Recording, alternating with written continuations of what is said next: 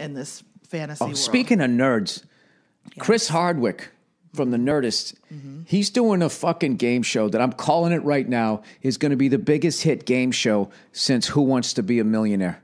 It's called The Wall. I don't know what it is, but it's fucking broke-ass people who could possibly win $12 million. And the fact that so many people are upside down in their houses and the look of fucking hope on these people's faces is just, if we win this, I'm telling you, like literally almost breaking down crying. Like, you never see that on The Price is Right. You don't see that on the Wheel of Fortune. You certainly don't see it on Jeopardy. But this Wall thing, they got these fucking people. Like these people are so excited to win the fucking prize in the trailer that they're going to need some sort of counseling if they lose, if they blow it, right? Do they ever do that shit anymore on game shows? Remember back in the day when you could fucking bully people and tease them? Where it's like, do you want to take the money in my pocket?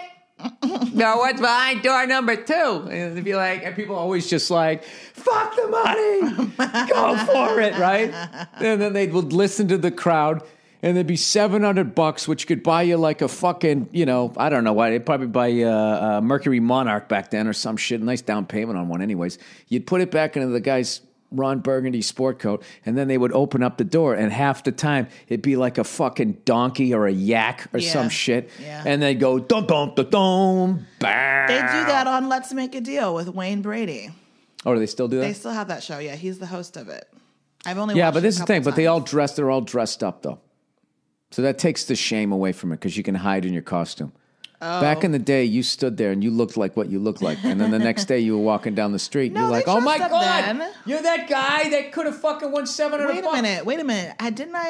When we were in that rental home with the cable that only had oldies television for some strange reason, I saw an episode of Let's Make a Deal, and there was a couple that was dressed up as Raggedy Ann and Raggedy Andy. No, absolutely. And it was like in the 70s. That show they did. But I'm saying there was all these other game shows where people didn't dress up. And there was always the booby prize is what they called it. And it was not a titty.